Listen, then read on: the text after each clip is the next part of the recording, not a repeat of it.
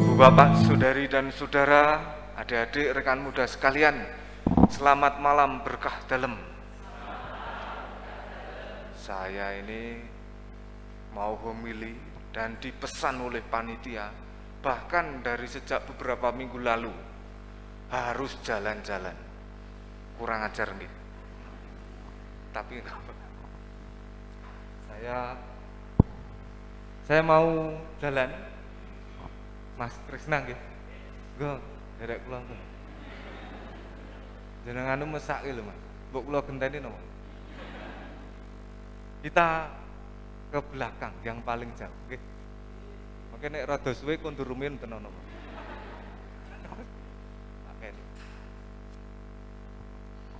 Wah, niki sing teng mriki. Niki kula tesih mlaku terus. Sing teng Lebet mboten sami pirsa. Bu. Nah, saya ini cerita dulu kayak orang ngevlog itu ya, karena yang di dalam gereja itu nggak bisa lihat saya. Jadi penjenengan semua yang di dalam gereja mohon memejamkan mata dan membayangkan saat ini saya sedang di belakang tempat di mana biasa saya minum teh bareng dengan pengurus kapel. Saya di depan sebuah pendopo warna hijau. Dan saya sedang mau bertanya, Ibu Bapak yang ada di sebelah sini, ciri Paskah itu apa? Telur? Nggih, telur. Dan daun palma, lilin Paskah, oke. Telur, lilin Paskah, apalagi? Itu? Oke, dua itu. Dari dua itu, siapa yang mau cerita kepada kita semua artinya? Kenapa kok yang dipilih telur? Kok bukan ayamnya? Kok yang dipilih lilin? Artinya apa? Ayo. Biasanya kalau pertanyaan seperti ini, yang bisa menjawab itu para pendamping pia. Untuk mengajari yang pia. Tapi semakin tua usia, semakin lupa. Nah, berarti semakin tua, imannya semakin menipis. Boten lupa. Kenapa kok yang dipilih telur? Kenapa kok yang dipilih lilin? Saya mau bertanya dulu. Panjenengan nuwun sewu belah mriki. Nuwun sewu asma sinten? Bu Esti. Spontan. Jawab dalam 2 detik. Bahagia atau tidak? Kenapa? Bisa mengikuti misa, nggih, selamat nggih. Leres. Ini relevan untuk saat ini karena banyak yang kena SK. Kita itu tuh ada yang mengatakan terlalu ketat sehingga yang kena siapa, yang terdampak siapa, yang tidak konsisten siapa, tapi kita yang tidak bisa ke gereja. Betul ngomong nggih? Itu bagian dari kita, konsekuensi kita hidup bertetangga. Saya punya romo, dulu romo pendamping di Seminari Tinggi. Kalau hujan seperti ini laronnya banyak sekali. Kemudian romo itu melihat kamarnya penuh laron, lalu digusah-gusah, sok bisa sok enggak, dimatikan lampunya, ditutup jendelanya, masih banyak. Terus leunjal lambekan, konsekuensi hidup bertetangga dengan laron. Nah, kita juga begitu. Oke, jane teng. Wah, ini paling gede dhewe, keluarga besar. Mas Budi, Benaya dan Bulina keluarga besar-besar. Tapi saya mau bertanya ke jenengan, Mas. Malam ini 2 detik ya, bahagia atau tidak? Bahagia. Kenapa?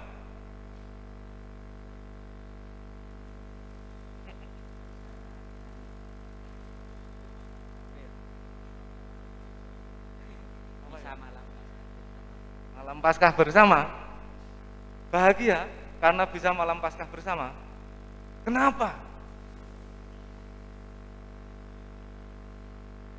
Enggak tahu. Jane jenengan ngomong ora bahagia ya ora apa-apa. Tenin. Nggih. Saya bergeser nggih. Jadi kenapa kok dari tadi saya bertanya soal bahagia?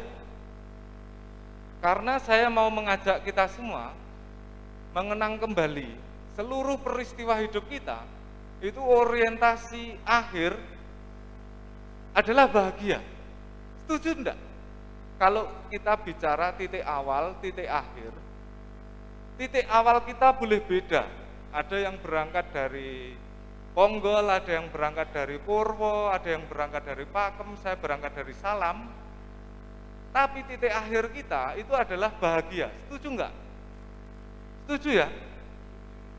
Maka segala peristiwa ada di dalam frame itu. Semua peristiwa ada di dalam kacamata itu. Titik awalnya bebas dari mana? Titik akhir adalah hidup bahagia. Maka lalu kita mengerti ketika ada orang merasa hidupnya tidak bahagia, dia pilih mengakhiri hidupnya. Walaupun kita tidak pernah membenarkan dalam iman kita. Sebab itu, ketika ada yang saudara-saudara kita, maka kita diperintahkan untuk saling membasuh kaki di hari Kamis Putih kemarin.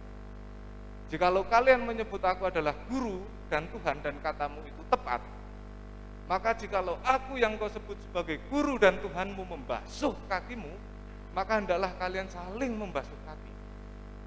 Artinya apa? Supaya kita bertolong-tolongan, long tinulung. Untuk apa? Supaya tidak bahagia sendirian, tapi bahagia bersama-sama. Sekali lagi, ini adalah konsekuensi hidup bertetangga. Nah, setuju ya? Setuju. Maka pertanyaannya selalu adalah sama. Panjenengan bahagia atau tidak? Bahagia. Pertanyaan berikutnya kepada panjenengan Mas. Nun sewu Mas, asma sinten Mas? Oska. Bahagia atau tidak? Bahagia ya. Pertanyaan saya kemudian, nun sewu panjenengan kuliah, bekerja, kuliah sebagai seorang mahasiswa. Kalau ada yang tidak bahagia, apa nasihat panjenengan untuk yang mengaku tidak bahagia?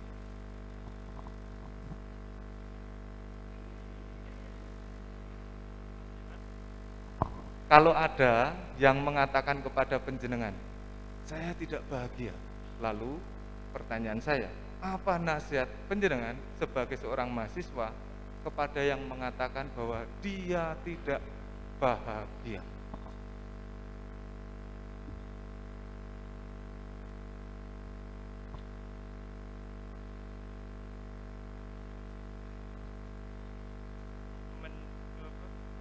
Mencoba untuk bersyukur dari hal-hal yang kecil.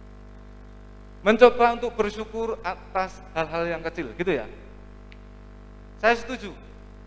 Artinya kemudian adalah perjuangan hidup kita mencari alasan untuk bahagia. Atau nuwun nggih? Kuliah di mana? Sudah punya pacar belum? Belum. Seminari belum tutup, masuk saja. Sudah.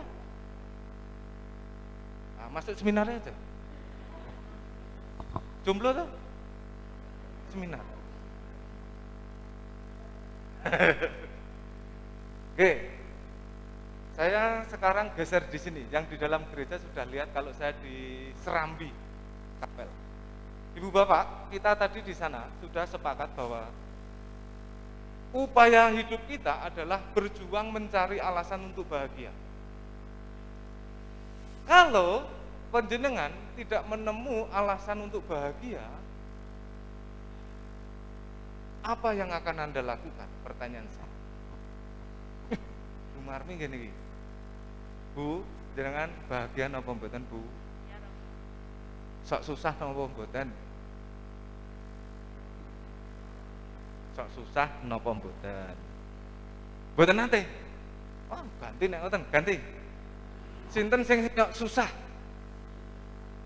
Sinten sing sok rumangsa susah uripe? Ndak ada. Hebat ponggol elok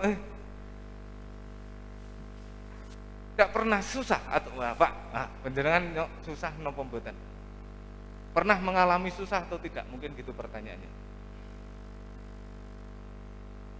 Tidak pernah. Wah, pun lewat. Pun. Niki ra perlu homili melih. Pun rampung. Saya mengatakan begitu, pun rampung. Kenapa? Karena kalau panjenengan tidak pernah susah, persis itulah murid Kristus. Kudu ngoten niku. Kula dhewe tak lakoni dadi rama kuwi sesuk susah lho, Pak. Jenengan iku ora niku teladan tenan. Tukar nasib mon, Pak. Ketoke jenengan teladan imane luwih apik timbang kula. Saya mengatakan ini dengan serius, kenapa? Karena tanda Paskah itu bukan soal makam kosong, bukan soal jenazah hilang, bukan soal Gusti Yesus itu naik kemana, itu enggak penting. Jadi Paskah itu bukan soal Yesus itu tidak ada. Bacaan Injil tadi para wanita pergi ke makam, betul nggih? Lalu menemui makam kosong, betul? Lalu di situ melihat anak muda yang mengatakan Yesus yang kalian cari sudah tidak ada, betul? Bagaimana membuktikannya? Itu sudah terjadi ribuan tahun yang lalu. Kita tidak mengerti. Kalau mencari bukti empirisnya itu terlalu jauh, betul nggih? Maka bukan itu yang menjadi pokok atau kunci tanda Paskah Tuhan bangkit, bukan itu. Lalu tandanya apa? Saya mau masuk ke dalam gereja. Sembari berjalan masuk, yang di dalam gereja, pejamkan mata dan bayangkan saya jalan masuk ke dalam gereja. Di awal Ekaristi tadi, kita memberi tanda. Mula awal seluruh lingkungan kita itu gelap, betul nggih? Ingat ya? Lalu setelah sampai di dalam, ada upacara cahaya. Dan kemudian ada penyalaan lilin utama, lalu menyalakan lilin umat. Menyadari ini berarti ada transisi atau perubahan dari gelap menuju ke terang. Yang tadinya kita tidak melihat apa-apa, lalu kita melihat banyak perkara. Ini transisi atau perubahan yang sebetulnya dirancang sedemikian rupa oleh liturgi kita agar kita bisa merasakan Jumat Agung yang gelap gulita karena Gusti Yesus ada di makam, lalu kemudian berubah menjadi terang. Itu seolah kita mau diajak membayangkan makam telah kosong, dan yang terjadi adalah bergembira. Maka ketika sudah menyala semua lilin, romonya menyanyi, tapi nun sewu tadi gregeli. Bersoraklah, nyanyikan lagu gembira, itu harusnya. Maka itu kata kunci kita. Mohon sewu. Ini kata kunci yang ingin saya ajak kita semua renungkan di malam Paskah ini. Bersoraklah dan nyanyikanlah lagu gembira. Kenapa? Mari kita belajar atau membaca ulang kitab suci kita. Perjalanan para murid di Emmaus. Bu Idi ingat? Ingat Bu? Dua murid berjalan pulang. Kenapa? Mengapa mereka pulang? Mbak Rita? Kecewa, putus asa, macam orang patah hati, pulang. Jagonya kalah, yang dijagokan pasang di mana-mana, sudah adol perapatan, adol kuburan, adol apa-apa, kalah jagone. Akhirnya mereka pulang, dan ketika ditemani, diajak ngobrol, Mas, udah ngomong ke apa ya? Mereka ngomong apa? Paling dua murid dari Emmaus itu cerita apa? Mereka menceritakan kekecewaan mereka, berarti menceritakan tentang menceritakan kekecewaan mereka kok. Berarti mereka menceritakan perasaan mereka ya, menceritakan diri mereka sendiri ya. Dan ketika mereka sangat fokus dengan dirinya, merasa dirinya itu susah, aduh, habis-habisan, dunia macam runtuh, tidak lagi ada harapan, gelap gulita. Lalu mereka berjalan, bla bla bla bla, sampai ke Emmaus, terus temennya itu mau pergi, edok-edok pamitan, pun nggih, pareng nggih, mas, mampir, mampir enggak? Mampir. Setelah itu mas-mas yang diampir kita tadi minta roti, terus inilah tubuhku, inilah darahku. Terus apa yang terjadi? Mak, biar yang tadinya gelap menjadi terang. Alah, ini mau Gusti Yesus, ini mau Sang Kristus. Ini tadi yang lewat bukan Pak Giri, Gusti Yesus. Sehingga dua murid yang tadinya itu sudah patah semangat, lunglai, tidak punya harapan, mereka kembali lagi ke Yerusalem, memberitahu teman-temannya, Dap, ora kleru awake dhewe. Ono apa? Gusti wis fungu. Gusti Yesus bangkit dari kubur. Ora percaya bel. Sak durunge tak duleket rijiku di telapak tangan dan arah bakal percaya. Nah, ibu bapak saudari-saudara, saya ingin mengajak panjenengan menggarisbawahi ini. Para murid tidak sibuk mencari bukti lagi bahwa Yesus itu bangkit, buktinya apa? Enggak. Kita kalau mau mencari itu susah. Apalagi kita sudah berjarak sepanjang abad ini. Tapi mari kita tandai. Yang tadinya putus asa, yang tadinya sudah kecewa, sudah lemah lunglai tanpa harapan, lalu berubah penuh dengan keyakinan dan kemantapan, itu Paskah. Maka kalau tadi penjenengan seperti yang disaringkan oleh saudari-saudara kita yang di luar sana, bahagia tidak? Bahagia. Pernah susah enggak? Enggak. Itu luar biasa. Berarti panjenengan hidup dalam suasana Paskah. Artinya penuh dengan harapan, penuh dengan keyakinan, penuh dengan optimisme. Maka kita lalu bertanya, bagaimana dengan saya? Saya yakin bahwa kita mungkin tidak seperti pengalaman Bapak Pak Sinten Supen yang tidak pernah susah tadi loh. Maka pertanyaan saya yang tadi, kalau pernah susah lalu bagaimana? Nah, seperti mas-masnya Mas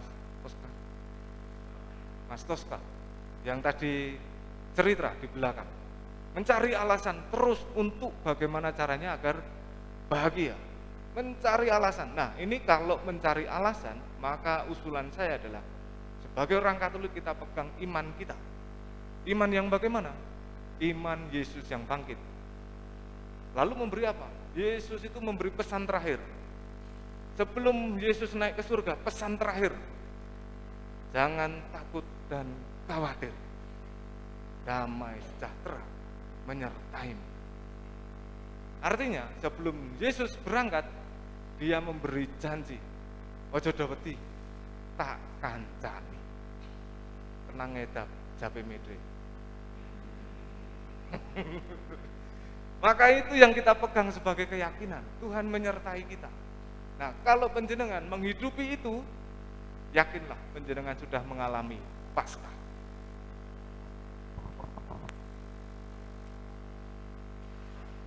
Ibu bapak, saudari dan saudara, kisah di Emmaus tadi memberi cerita bahwa pergulatan para murid itu adalah mencari kekuatan. Yang mereka ceritakan adalah pengalaman hidup mereka. emosi mereka, kekecewaan mereka. Dan ketika mereka bertukar cerita, mereka mendapatkan peneguhan. Oh jodoh wedi, Allah menyertai.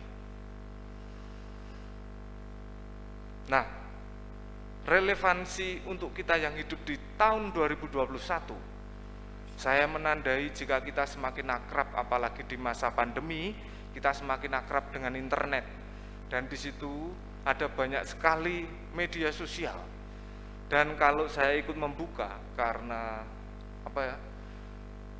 menemani bersama Mas Andi Bulina, Pak Eko, Mas Wawan dan lain sebagainya, menemani UMK, jadi saya ikut-ikutan buka TikTok, buka ini, buka ini. Apa yang saya temukan? Ternyata yang ada di situ adalah membicarakan orang lain, men-sharingkan dirinya, kemudian komentar itu banyak sekali. Hidup menjadi susah. Ternyata ketika saya nguping-nguping pembicaraan, hidup kita susah karena kita mengomentari hidup orang lain. Kenapa? Contoh buktinya apa? Ada yang susah, merasa hidupnya susah dengan sepeda motornya. Kenapa? Karena melihat tetangganya punya mobil. Ada yang merasa hidupnya susah karena hanya pakai HP jadul, sedangkan melihat temannya HP-nya canggih. Dia susah, waduh gitu, temannya punya rumah bagus, rumahnya kurang bagus. Padahal ketika tadi belum melihat rumah temannya yang bagus itu, dia sudah senang, rumahku apik kok yang ini ya. Tapi setelah melihat rumah yang lain kok luwih apik, wah rumah kok yang ini toh, gitu. Maka ibu bapak saudari dan saudara, tantangan dengan media sosial di tahun 2021 membuat kita tanpa sadar, nggak tahu ding, sadar nggak sadar, kita menjadi orang-orang yang suka membandingkan diri sendiri dengan orang lain. Sehingga semua yang semula saya katakan sebagai berkat, kita katakan sebagai syukur, makin susah untuk dicari, makin susah untuk dilihat sebagai berkah. Akhirnya hidup menjadi susah. Maka Paskah tidak pernah dialami. Seolah setiap hari dari Senin sampai Minggu yang dialami itu adalah Jumat Agung terus, puasa terus, nggak pernah bangkit-bangkit. Maka ibu bapak saudari dan saudara, pada malam hari ini mari kita membingkai satu poin untuk tanda Paskah hidup kita adalah bersoraklah dan nyanyikan lagu gembira. Jika panjenengan bisa melakukan itu, yakinlah Paskah sudah panjenengan alami dalam hidup nyata ini. Mari kita bersama-sama memohon kepada Tuhan agar kita selalu mempunyai sukacita iman, kekuatan yang terus kita pegang untuk menjalani perjalanan hidup kita bersama. Semoga nama Allah dimuliakan kini dan sepanjang masa.